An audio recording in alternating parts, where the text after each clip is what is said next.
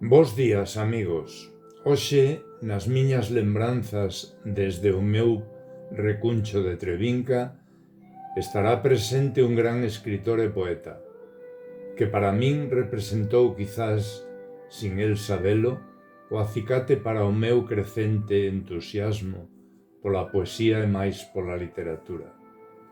Darei voz ao impresionante poema que o meu admirado Xosé Antonio Santos nos regala no número 10 da nosa revista Nós, a xente do redor. Titúlase Un solpor infindo.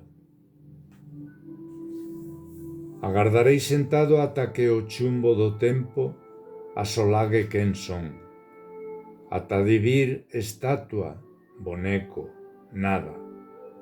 Comenzar a viaxe cara a ningures e atoparse de súpeto traspasado por sentimentos sen nome e con apelidos de monstruos cotiáns. Deixar as ondas do día barrer as areas da lembranza que enchen cada anaco presente. Desbotar grans desta area de baleiro ata limpar a faz do presente.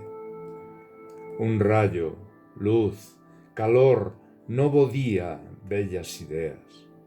As rúas seguen ateigadas de lixo, suor, horas sin compaixón, ilusións, un camiño esgotado.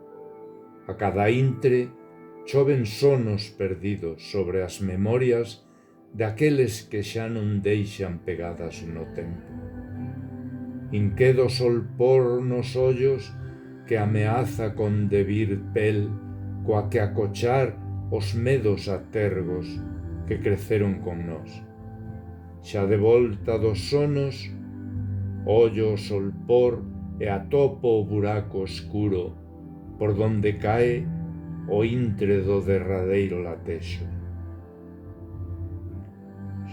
Gracias, Xosé Antonio.